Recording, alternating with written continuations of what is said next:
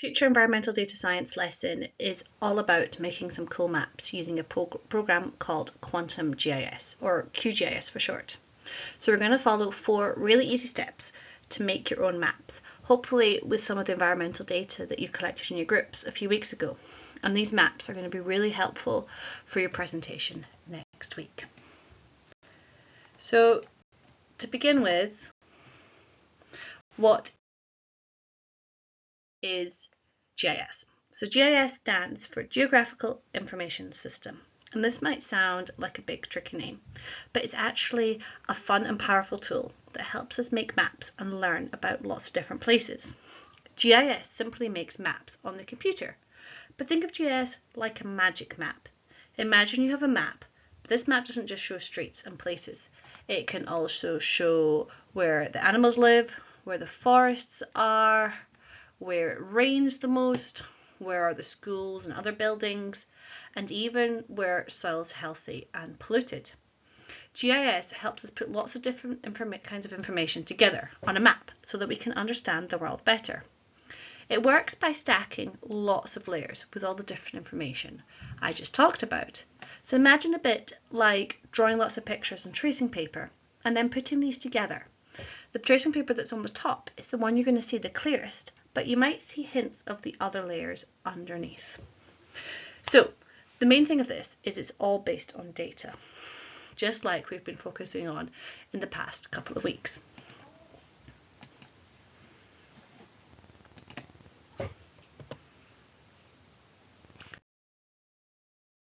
So the first step today is to download and open QGIS. I'm hoping QGIS will already be downloaded on your device ahead of this lesson, but if it's not, go to this webpage and follow the instructions. These are on page 2 of the PDF instruction guide. So once you've got QGIS installed, type it in the search bar of your laptop. This is where it is on mine, and then click up the top to open the app. So you should hopefully see something a little bit like this when you click the new project template. So QGIS is laid a bit like some other programs you'll have used. There's a menu along the top that can help you do lots of different things. There are buttons underneath. For example, these buttons in the orange box here help us zoom and pan around so we can explore the map a little bit more. On the left-hand side of the page, there are the layers. So this is where we're going to put all those different types of data. And remember that the layer that is closest to the top of this box, the one furthest up here, is the one that we're going to see the most of. And the ones underneath we'll see a little bit less. We can also tick these layers on and off so we can hide and see them. I'm going to come back to that a little bit later. So the main screen is inside this blue box here, and this is where you'll display your maps so we can explore these and a little bit more.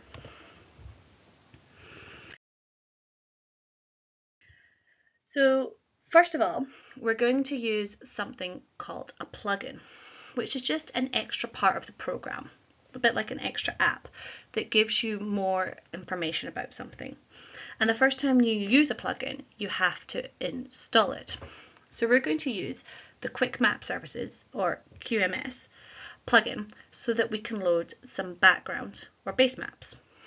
These background maps could be Google Street Maps, OpenStreetMap, or Bing Map. It's totally up to you. So the first time we use a plugin, we have to download it. And we do this, first of all, by clicking on the plugin menu, shown in that blue box there, and then manage and install plugins. So that's in the orange box. This will load the plugin manager a little bit like this. And in the search box, highlighted here in green, we just type QuickMapSerivces and select it from the list below.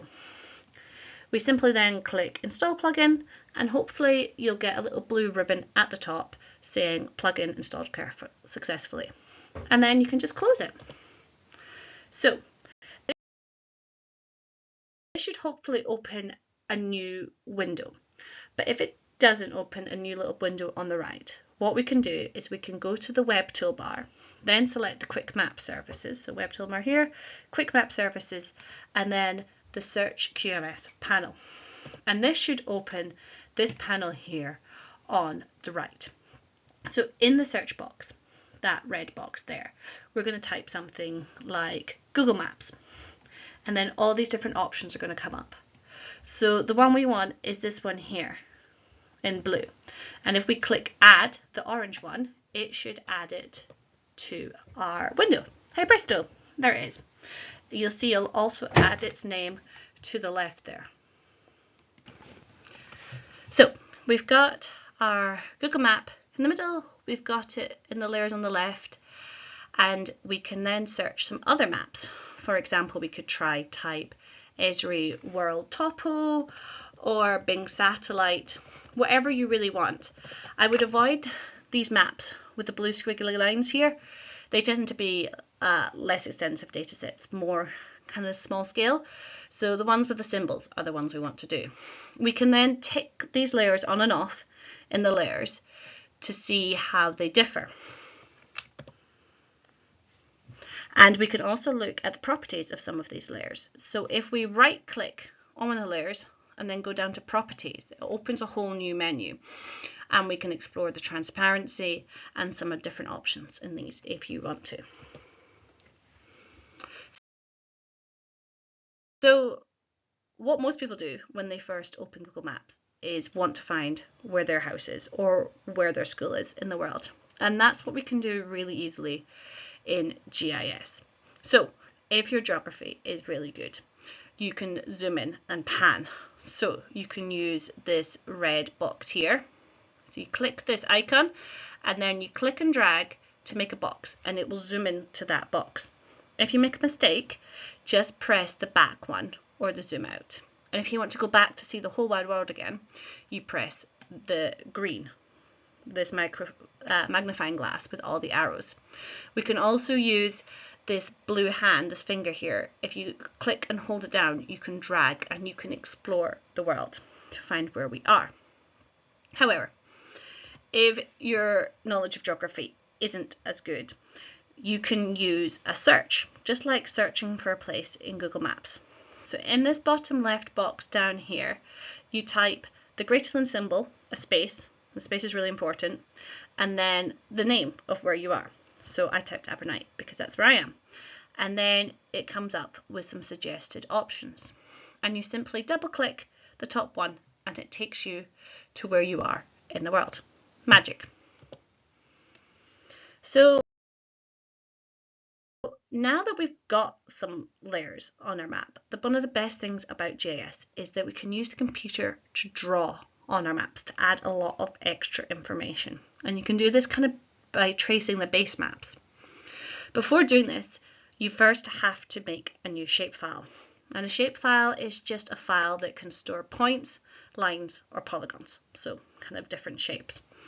And then we can add to the shapefile to digitize or draw on the computer some features. So to make the shapefile, we go to the layers menu here, create layer, and then new shapefile layer. So this should hopefully open a new shapefile layer window shown here. And all you simply need to do is put in a file name, so samples or measurements, whatever you want. You click on these three little dots to the right, which is really easy to miss. They're in the orange box here. And this will open a new box to where you want to save this. For the moment, it's probably easier just to save it on the desktop because then you can find it later. But you can always create some new folders in your documents if you're good at that. In this case, we want to make sure our geometry type is point, this green box. This is the projection, how we display the data on the computer. So don't worry too much about that. It's probably safest just to leave it in WGS 84. In our shapefile, there's an associated sheet, a bit like the Excel sheets we looked at last week. And we can add a new field or a new column to this associated Excel kind of spreadsheet.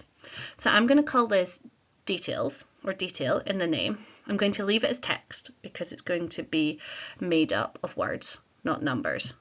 I'm going to leave it at length 80. That's just how many letters I can put in. And then I'm going to click add the fields to list. So you can see that my new shapefile has the associated data with it, an ID, which is a number, so basically shows how it's unique, and some details. And I'm going to show you how I can use this in a sec. So now the fun part, we're going to draw. So to do this, we want to make sure our digitising toolbox is open. So right click anywhere on the grey menu, and then it should hopefully bring up your toolbar options. So just somewhere up here, right click, and you should hopefully see this digitising toolbar down here, and just make sure it's ticked next to it. And this will bring up a toolbar that looks a bit like this in this red box. So we want to make sure the new layer shapefile we created, it'll be in our layers. We want to click and drag that so it's at the top. And once we've done that, we click the pencil. So here it is here, and the pencil just lets us edit it, so draw with it. So first of all, we probably want to click on these 3 green blobs in this green square, which lets us add points. So you move your mouse to wherever you want your point to be, and then you click. And this will bring up kind of like what data we want to put in it, a new feature attribute window. So I'll give it the ID 1, and I'll write some notes. So let's say at this point I found lots of butterflies. So I just click OK, and then I click a new point, and I might call this 2, and no butterflies, and keep clicking OK until I'm happy. And when I feel like I've done enough points, I press the save icon in this purple one, and then I'm done. So we can do more. We can make this look pretty. So we can change the symbols that we're using. So the default symbol probably a little dot, we can see here. If we double click on this dot, it opens our symbology menu, and you can explore all these different symbols and choose whichever one you like. You can also add some labels to this. So if you right click on your samples or whatever your shapefile is called, go to properties, and instead of the symbology tab that we were just in, we're going to go to the labels tab down here. And we want to make sure that we show single labels, and we want the type of label we're showing to be the details. So that's kind of our new column we created, the description. So I'm going to show you what it looks like in just a sec. So it will look a bit like this down here. We've got our 3 dots that I've now made red triangles, and I've put some labels, and I've played around a little bit with the fonts to make them a bit clearer. I've changed the color to white. You can play around with all that. Now I want to make this into a map that I can save and add to a presentation or a report. So to do this, I go to the project menu, I then click new map layout, and this will open my layout window. It might ask you to give it a name, which you can do, or you can just click OK, and it calls it layout 1. So yours will be white. So the first thing you want to do is to go to the add map in this red square here, and you want to click and drag so that it covers the whole white area, and that will add whatever you see in your GIS window into your main one.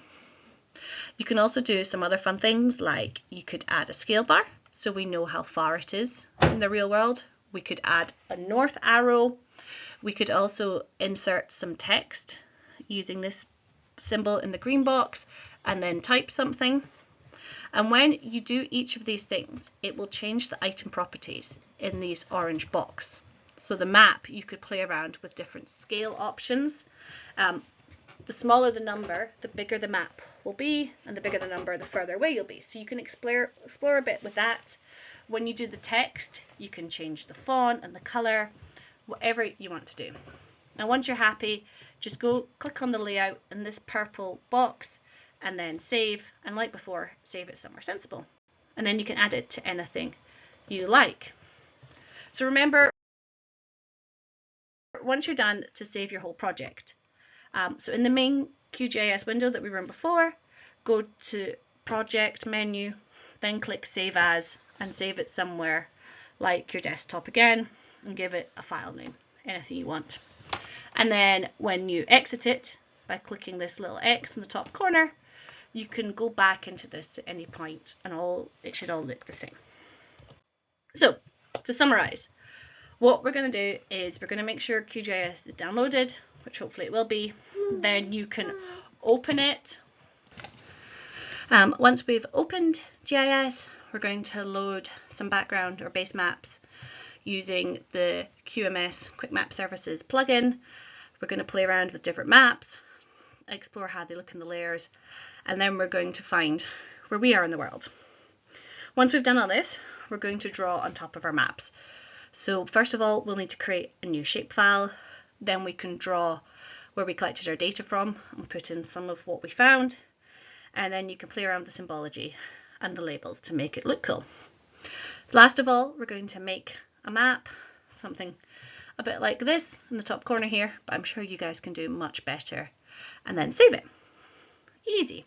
If you want these instructions, just go to this web site down here or scan this QR code and it should come straight up. And please leave me feedback on what you think we can work on. Okay, hopefully see you next time for learning how to make a PowerPoint presentation to share our data. Thanks for listening.